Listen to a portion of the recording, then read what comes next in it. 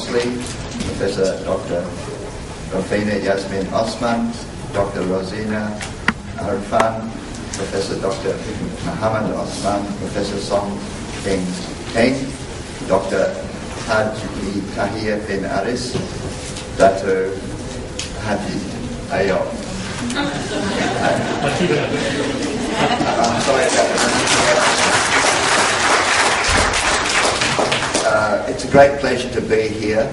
I'm really excited to be here to see so many of you, and I really feel privileged to be asked by you to be at this meeting. I am really impressed by the organisation that particularly Dr. Alwi has in fact put together to combine the groups interested in genetics, and I think that's a major coup.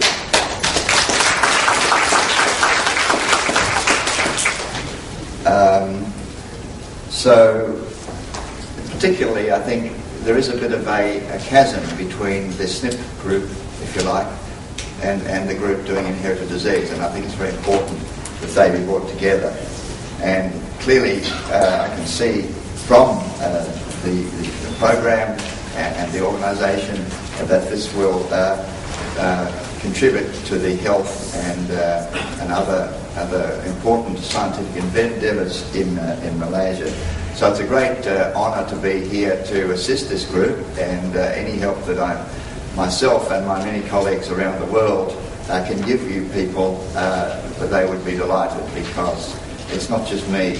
A large group of people have been working together since about the early to mid 1990s to try to do to give people with inherited disease a better life.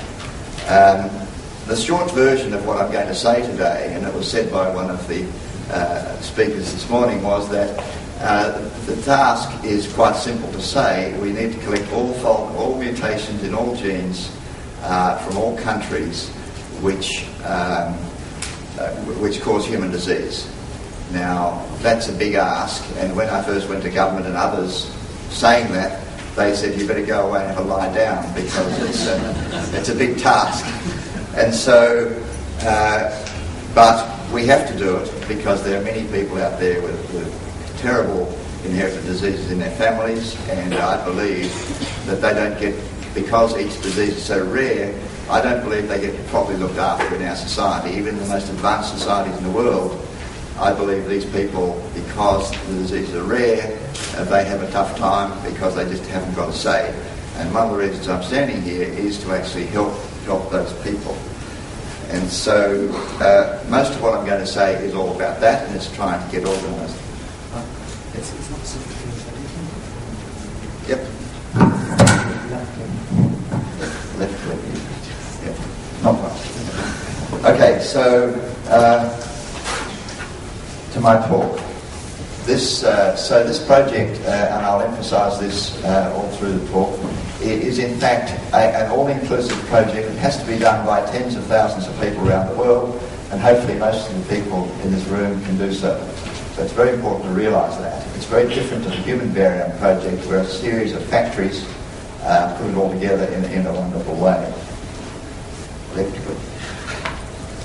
Okay, so the name variome was in fact created to give the field some impact, because it's obvious what it means, I think, but it really was chosen for a very particular reason, and people are starting to catch on with that. And I've said what the variome project is, and it was initiated in Melbourne by a meeting which was co-hosted by WHO. Now that was quite important, and we're really excited to do that, and WHO are still very interested, and we're hoping that WHO will in fact designate the Human Variome Project a WHO project, and we're negotiating with them at the moment. And at that meeting we had representatives of the European Commission, UNESCO, OECD, European Commission, NCBI, EBI, almost everyone we can think of. We had two people from Google too, for example. I don't think anyone in this room was there, were they? No, I don't think so. And it really is a community activity because it cannot be done other than being a community activity. So one of the roles of students is important. Students like to do these projects. There are so many things to do that it's a great thing for students to do, and they can put it on their CV or whatever, and also for training purposes. And then the third meeting was in Paris at UNESCO headquarters. It was a UNESCO sponsored meeting, as well as being at their headquarters, and our chair today, well not you, but you, was there today. It was there, and it was a truly impressive occasion, and we'll talk a little bit about that. We have tried, and the whole aim of this exercise has been to raise the profile of the project higher and higher. So we have been pleased to get the author, the editor of Nature Genetics, is highly enthusiastic about this project and supportive, and we managed to get an article in Science as well. So what's happening in variation? There's a lot of things happening, and many of which have been spoken about earlier. And in genomics particularly, I call it genomics and genetics, but in genomics, there's been the SNP Consortium, as you all know, and that actually, there's a big amount of money given by NIH to find all the variations as an aid to mapping the genome. And all of that data went into NCBI, which is fine. And likewise, the other activity, the HapMap, etc., where are we working? Not working. The other one, the one on top. Oh, this one. The first one. Okay, so the HapMap and the GWAS, all that information going to NCBI. Now, what's been happening is that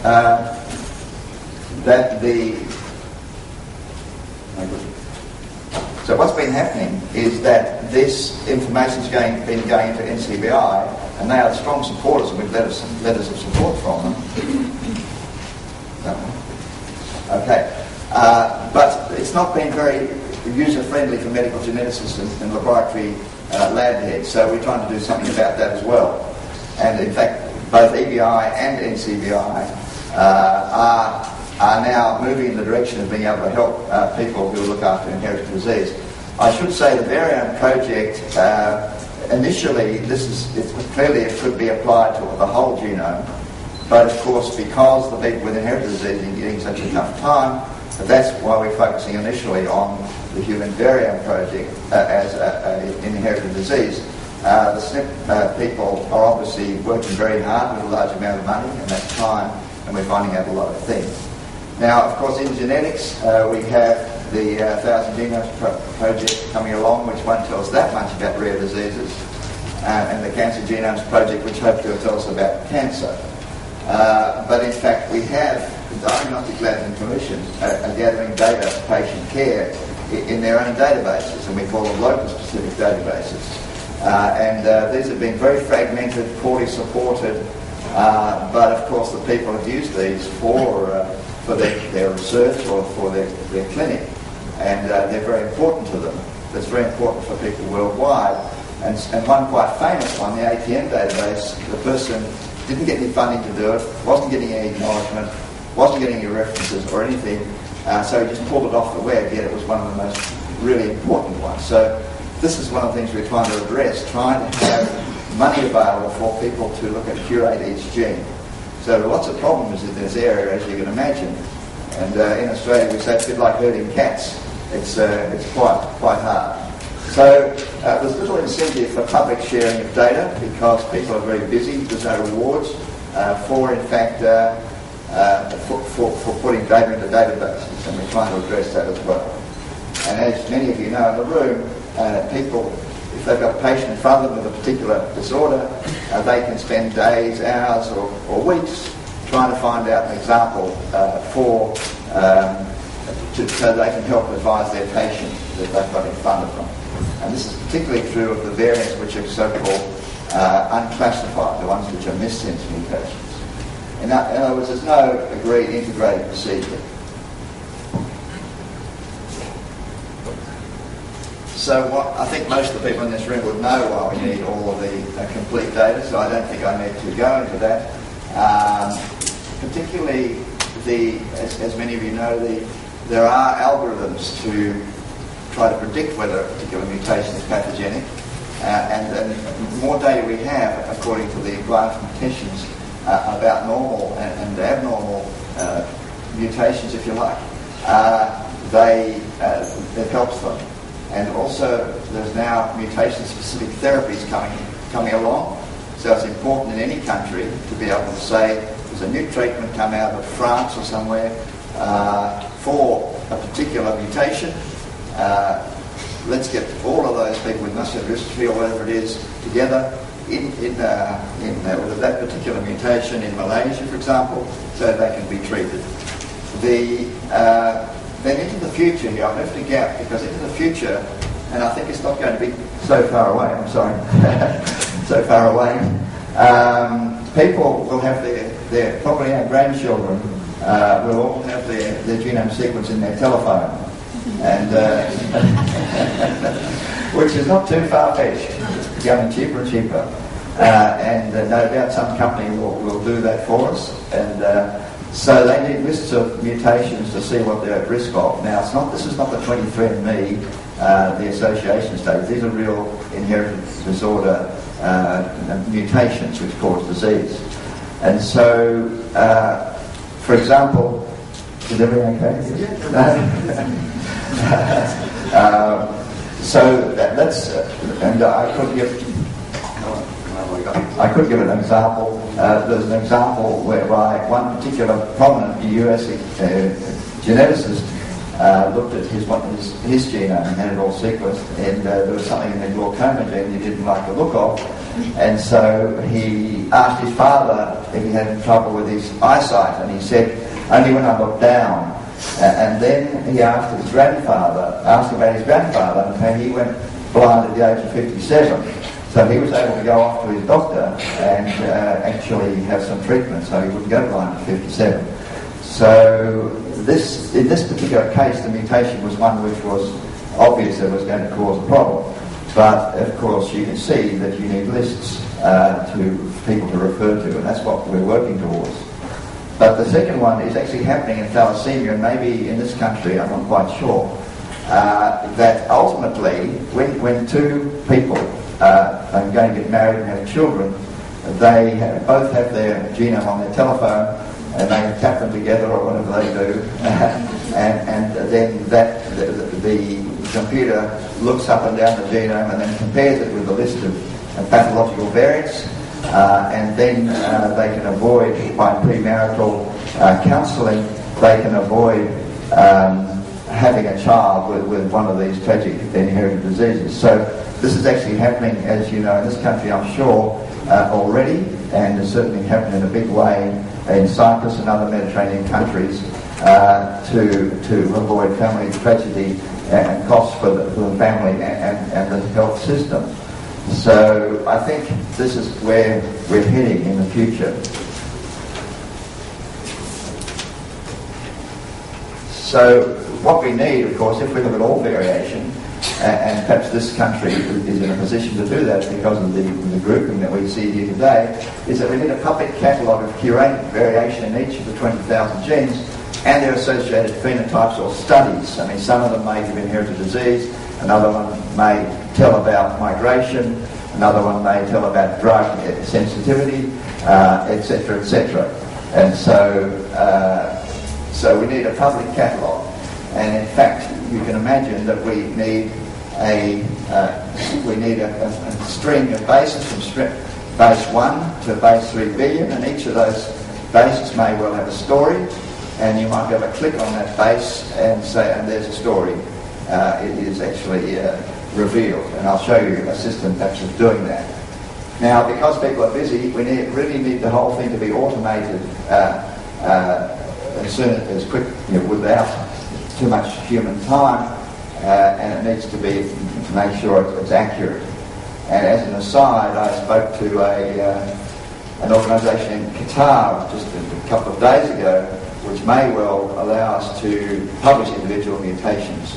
and their effects, and hoping that may develop into something where all you people may be able to submit, because it's very difficult to submit single mutations, as you know, and I'll come back to that. Obviously, we're hoping all this gets to improve genetic healthcare and research outcomes, and it has to, all the costs and tasks have to be shared worldwide. And in fact, there have been people working for nothing for nights and weekends already doing this work. In fact, the work started, as was mentioned earlier, people started collecting mutations in databases from about 1947 because that was for their research purposes on the structure of the globin. But of course, it's been happening sporadically ever since. It's just really since the 90s that we've tried to be more organised, because people need that information for genetic health care as well as research, etc. So what we need are agreed standardised systems and methods, and our society, even though most has been voluntary, has in fact has actually some standards about forms and nomenclature, etc. So what we need are standardised systems that everyone can then use. So the group of us who are sort of been working on this hardest, in fact, are still hoping to produce more standards that everyone can use around the world. So we need a system of local-specific databases which are up to date, properly curated to eliminate errors. Well, some people, when they review the literature for collecting them together in a database, like in our Journal of Human Mutation, we have a type of lecture of submission called mutation updates, where the mutations are reviewed. Now, people have found up to 43% errors in the literature, and others have found 5 to 10% errors. So if you're actually taking out someone's colon, or actually taking a breast off a young lady with wrong information, it's not very funny. And so that's one of the reasons perhaps I'm standing here as well. So it's been said a little bit before, but it's pretty clear to you all, I think. We're trying to improve the health and support the collection and use of the data, gather experts. We've got many, as you'll see in some slides a bit later, we've got many experts, some of them who are the top in the world to help. It's a worldwide inclusive project. We had a meeting in 2008 in Spain, and I think one lady was here for that meeting, yes, I think. And then the roadmap, there's been a roadmap, which is a project. Really describes the project, what's got to happen here. And there's been an implementation meeting in Paris, which was great to have a representative there from Malaysia, and I'll talk a little bit about that. And in fact, the group, the Human Variant Project, really has been a loose group of collaborators, and that's had no authority except put out advice. But now we've incorporated this organisation, and there is been elected a group of scientific advisory committee, and there's going to be a board. So this group should now be able to make deals with organisations like WHO, UNESCO, and with others, and speak with some authority. So it's taken a while to get to that stage, but I think the reaction around the world indicates that we should have done that. So again, I think it's pretty obvious what's going to happen here. But I think one of the important things, not just with companies, is that if you've got a particular ethnic group and you've got a particular disease in front of you, and you know which are the most frequent mutations in that disease, there's a $50 test, and you get most of the mutations. Whereas otherwise, if you don't know where the mutation is, it's $2,000 or $3,000. So that's why it's very important to, in fact, define what are the common mutations in a particular inherited disease in a particular ethnic group. And of course, you need all of these things here. In the future, the personalised medicine companies, I'm sure they will be dealing with personalised genomes, personal genomes.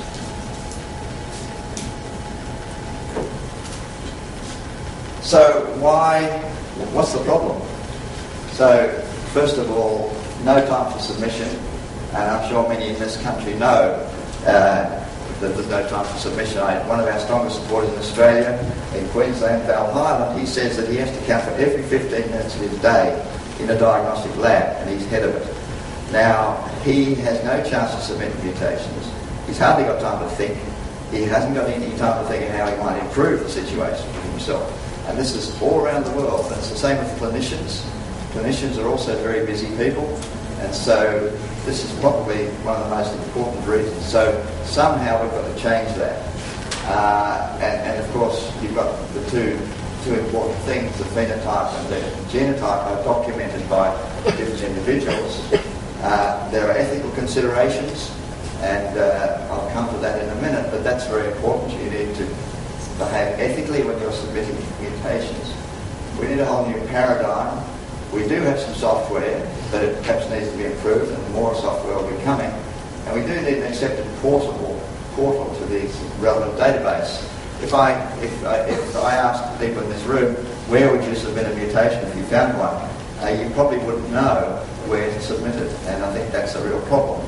I can suggest a few, but we really need one which is well known. And again, the conversation I had in Qatar may well actually deal with that, and that's quite an exciting prospect, but we haven't done much more. It's only just happened in the last few days. And of course you need an accepted database. And clearly databases should in fact be, ideally you'd like them all to be given a stamp of approval, so that you know that they're up to date and accurate, properly curated. And curation is one of the most important things. Now this is just a proposed simplistic pathway. It's pretty obvious. This is what was drawn up for the colon cancer group, which I'll come to. But of course you've got the patient phenotype and genotype, pathology, and in fact in colon cancer there is pathology to be entered, and then you get a clinic file in the patient profile. Now that's often where it stops, and of course there's ethics on top of all this. Now what's needed then is a country-specific database, so that the country can in fact measure the load of, or the cost, if you like, of inherited disease in a country, and that's what I'm hoping will happen in this country. We're certainly trying to do that in our country, and I'll just come to that in a minute. Then, of course, ideally we need it to go into a locus or gene-specific database. Ideally it gets a publication so that people there can be rewarded. And the most critical thing, as I said, is actually curation, to make sure that information is both collected and, in fact, accurate. And in fact, whilst NCBI and EBI are not very friendly for the medical genetics community and laboratories, they at least are very likely to continue. They're not likely to. I think if those organisations were closed down, it would be the end of the world almost. So we have agreements with these organisations for the data to be kept safely, even though the form is not so good. So I'm not going to go through these in turn now. These are the working groups, and any of you are welcome to join these working groups. They're not exclusive in any way, but these people, there are groups of people in each of these, and I'll go through them one by one and tell you what they're doing. But we do have a series of projects which have progressed well out of these, even though all those working groups are not so where are we? Some of them are not so active. So we've got a standardised metrics which is essentially accepted worldwide, a database content. We've got some software which can be downloaded from Leiden, and you can, when you go home tonight, you can download that software and start collecting mutations into that. We've got connectivity, as I said.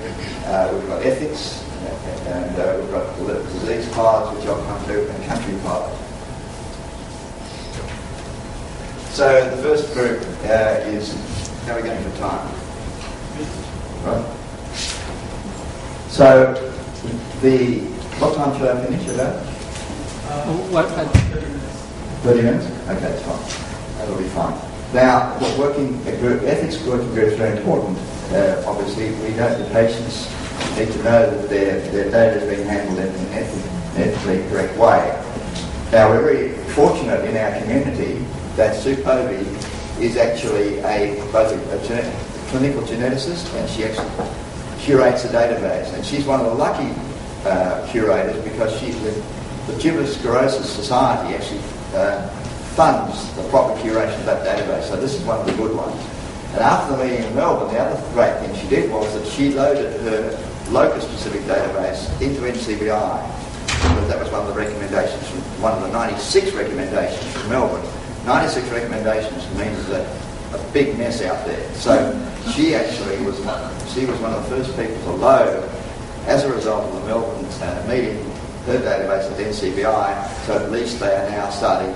They got to know us, and we do have someone who I'll mention later who is helping us from there, and this is a lady. So the idea was that what's needed is for people who are curating mutations, they need to know they're acting ethically.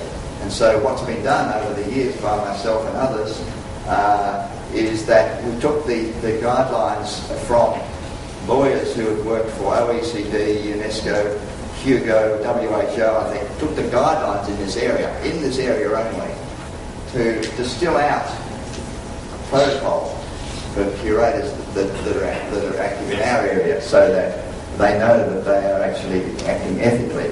Now, obviously, these ethics are going to differ from country to country, and maybe even disease to disease. So, at least they're guidelines which people can start looking at.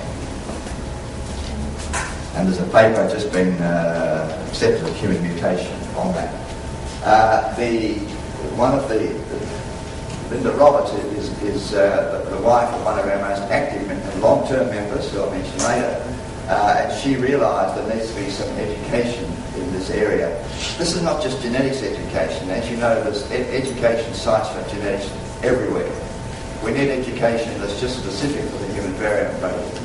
And there's a small, if anyone's going to the American Society of Human Genetics in America next month, we've got a small round table chaired by these people trying to work out what we should do by way of education in the human variant project area.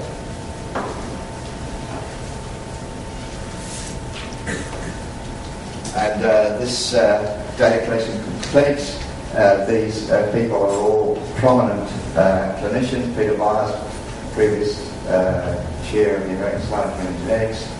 This David Lemoyne started the American Society of Medical Genetics. Gary Cutting, prominent cystic fibrosis. Gabriel Mozon, Germany.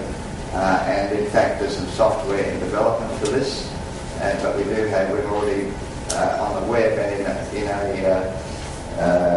in a publication. We do have a form which people can use for submitting mutations. And this is a lab group. Sue Richards is prominent in the US, and Graham Taylor in the UK. And again, for them we also need a form software. And in fact, there is a system in the UK, which I'll come back to later, for collecting in data. Now, this is the data transfer database and curation.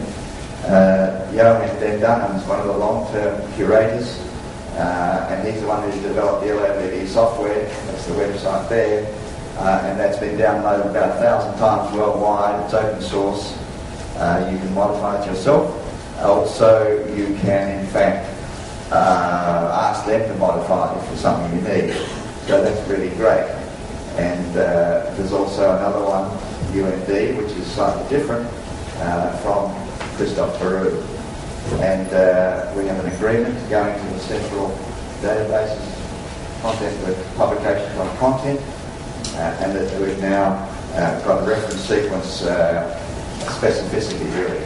So that's the work, this curation working group.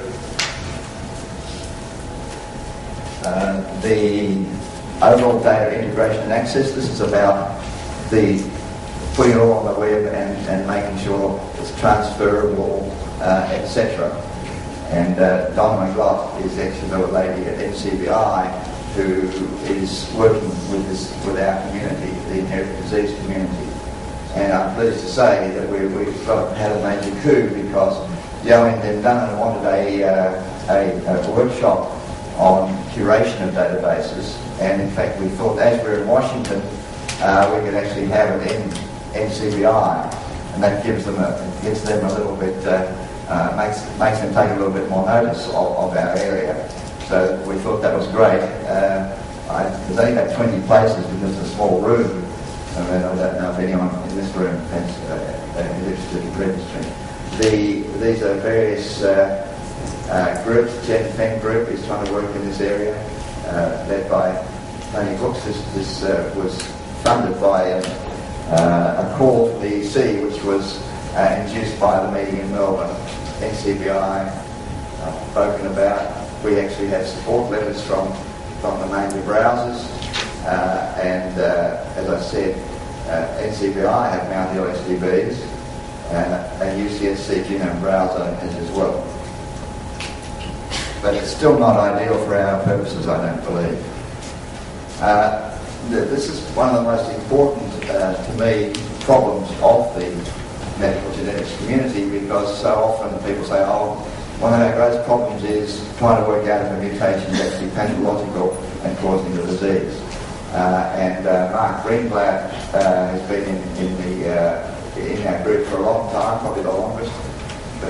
And Sean Taftigi is a bioinformaticist who's been working on the pathogenicity of breast cancer mutations, and he actually has joined us in this area.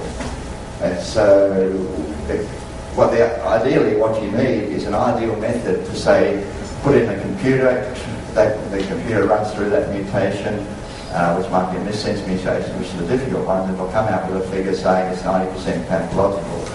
And so that's difficult. Now we had 8 papers in human mutation, and in fact, if any of you are interested, there's actually open access to those 8 papers and about 35 total in this whole area.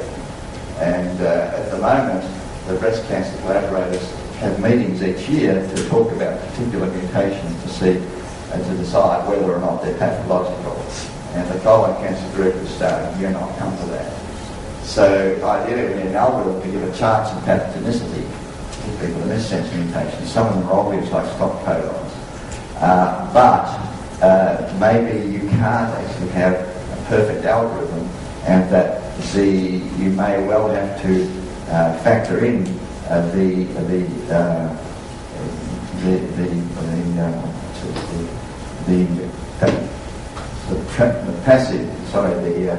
phenotype and the gene in a family, in other words, so that we're now trying to get together some information to give a number on how well the phenotype tracks with the gene, with the mutation.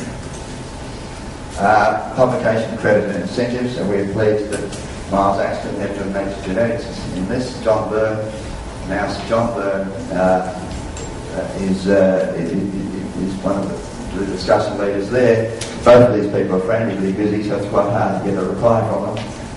But we have had, in Paris, we had a genetics journal editors meeting, and we're having another one coming up in Washington to try to get some uniformity and standards across the journals and get them to use the nomenclature. We are trying to, if in fact someone submits a mutation somewhere, it'd be nice if you could have a document saying it's a publication that you can put in your CV. And there is a campaign at microattribution, which I think has been piloted already somewhere.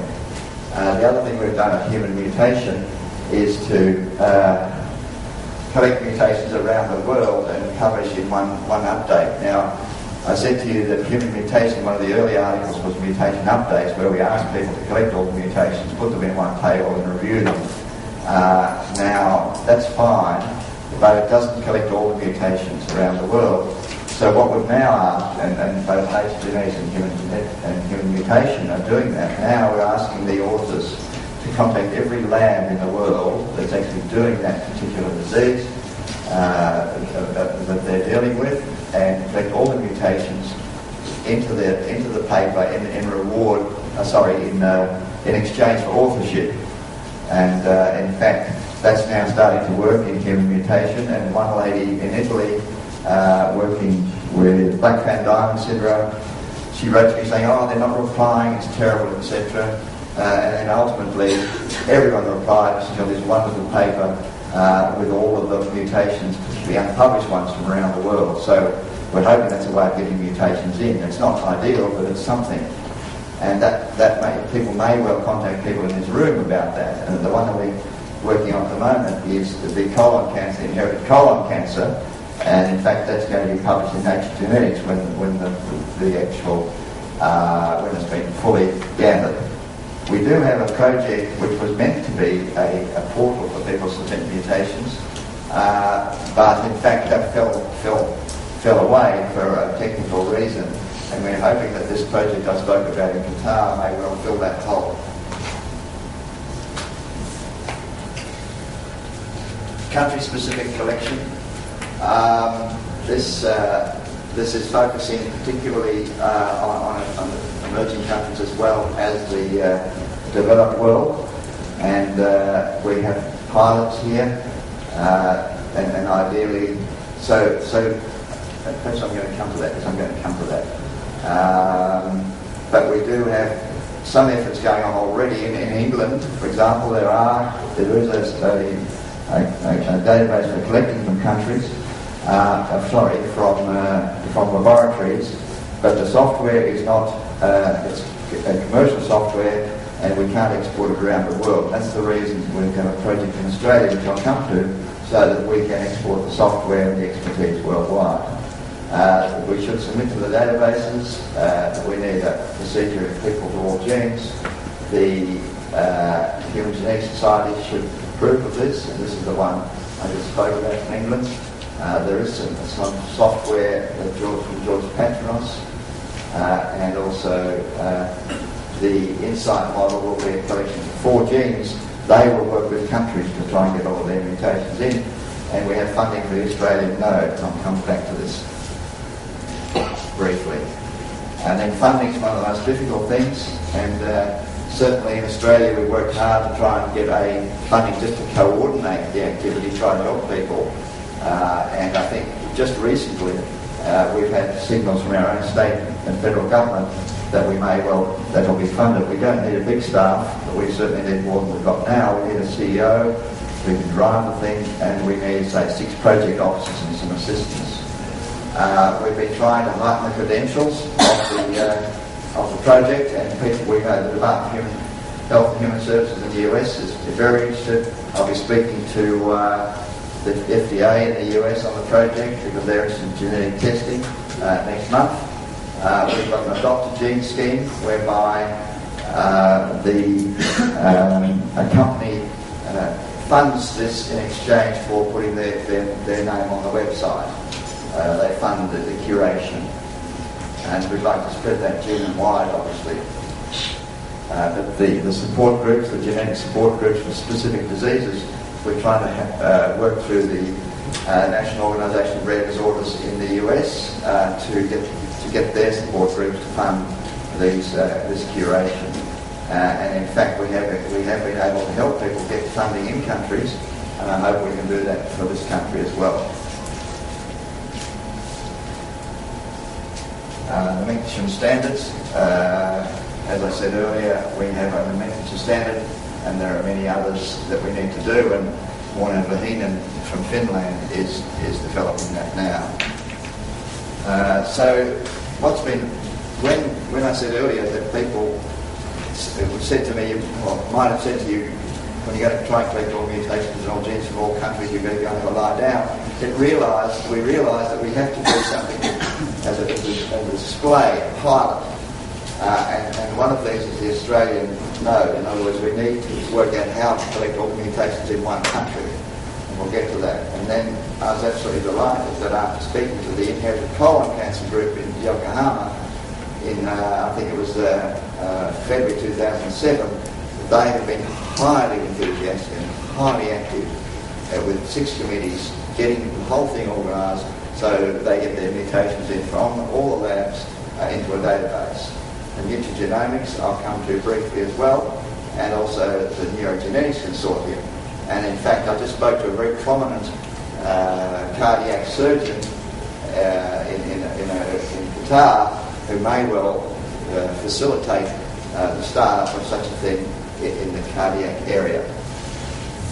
And he was very excited and obviously knew the reason. So, okay, so coming to the Australian note, why do we want to collect mutations in the country? Now, this is mutations. I think it's equally important, of course, to keep SNPs as well. But this is for inherited disease. You want to ensure coherent genetic health care for family branches in different states. What happened in Australia was, I think it was colon cancer. There were two branches of the same family. What happened? No injury. No injury? Okay, we can continue. Okay. So we need to ensure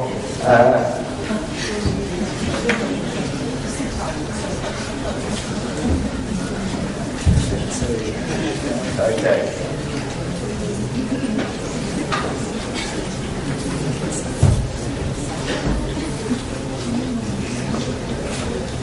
Okay, we'll continue.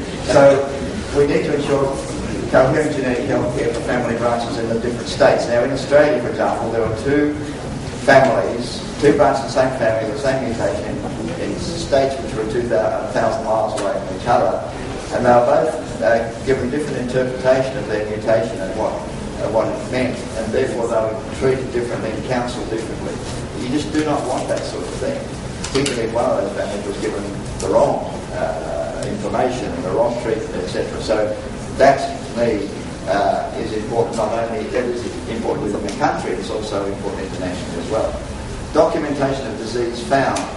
You really need to know how much inherited disease there is in a country, so that governments can be told that this is costing an enormous amount of money. Rare diseases are hidden. They are hidden. We don't see inherited disease people walking. Many of them are institutionalised or confined to the home. Some of you may know people with inherited cancer walking around and they speak about it, but many other inherited diseases, they're completely hidden. So I'm sure that you probably don't know in this country what the burden of inherited disease is, so that government can be told this is costing so many billions of dollars and you better do something about it. So that to me is a very important reason to document within a country. So this will then allow proper needed care strategies, and it will also allow, as I said earlier, it allows economical and diagnostic strategies for the particular ethnic group that you might be dealing with. It spreads the load of mutation collection and ensures worldwide complete collection. And as I said, it can all feed into this, increase the accuracy of pathogenicity prediction. In Australia, just like we're happening here, we formed I think in November 2008, we formed a consortium of clinicians and formed the Australian Node, and within 6 months we got funding to start developing the software to collect all the data. And we do happen to have a couple of systems in Australia that we're working with to see if that works for the node. And in fact, there's a system in Norway here which we're also looking at as well. So hopefully this will give faster access to information, enhanced diagnosis, platform for research, integration with international databases, and it will serve the model for other countries. So hopefully we'll have software available to give to people, they can improve it, and also the strategies we set up, like, and I'll come to that in a minute, the strategy we develop might then be also given to other people. Now, regarding the country-specific activity, I'll just give you a brief run-through of what's happening in other countries. We've got letters of support from all of these countries. Those are individuals. In fact, this lot here already had country-specific databases, but they weren't the type of database that we're talking about today. They have to collect them. And these people can start putting together systems to produce a node. You can see Malaysia's there. Korea, after the second meeting in Spain, the National Health Department, their NIH, I don't know what it's called here, Medical Research Council, they immediately set up a Korean database of all published Korean mutations. And so that's what happened there. So these are the funding. Our good colleague in China has applied $250 million, I believe, for that node. And I'm talking about Korea, Spain, and I'm talking about Australia. So these ones where they're formally forming a consortium, and these ones are also interested in participating. We haven't had enough staff to really chase them, and we've only just got the paperwork for formal joining of a node. Now this is the one which I think is most exciting, and we have Professor Finlay McRae in Melbourne who's driving this, and he's a gastroenterologist, and so the Insight, they've agreed to be a pilot for the Human Variant Project, and their piloting systems are ready to all variants and therefore genes. There are other genes later and to be scalable to all other genes across the genome, so hopefully their procedures will do what we all need, and also they will work with the country-specific nodes. So what about the progress? They're a society, which I think is important, and talking to other groups, I think the society makes sense to try to get this activity rather than having a loose group of collaborators. So they have meetings and make plans, etc., etc. They've actually emerged. They've merged 3 databases they originally had, and they've imported a much database. I won't go into this, I'm getting a bit short of time, I think.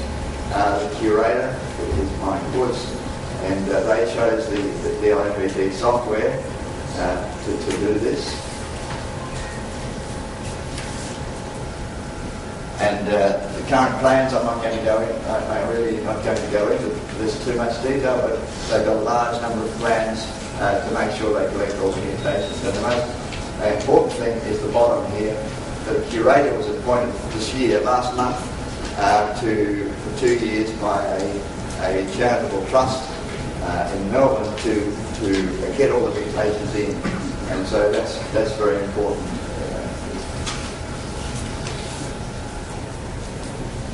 Now this relates to, in general terms, for functional variations. We've been talking about inherited disease, but there are other functional variations like in nutrigenomics and pharmacogenomics, so as here. So you have to define the genotype and its effect, establish flows, establish database and access, establish curation. I've been talking about inherited disease. Pharmacogenomics does have a central database, but I don't know how well it's curated. Nutrigenomics I'll mention briefly. At the moment, there are central databases here. But again, I don't know how well curated that material is. People just put all the data into the central databases. How am I going to time? All right. Okay, so I just want to give you a couple of examples of how we might display this data. Now, this one's very busy. This is the Cosmic database in Cambridge. And in fact, here are the chromosomes around the outside. In the middle are the major rearrangements, and where you've got purple, that's where one part of the genome's gone to another part, and there are major deletions or insertions with the green. And as you go out, these are different sorts of mutations. And in fact, you can see, I don't know if you can actually hone down on each of those, but you can see that it's a summary, if you like. So some of these are missense, some of these are deletions, some of these are insertions, common or copy number variations, etc. So that's how they've chosen to in fact illustrate them. When you work in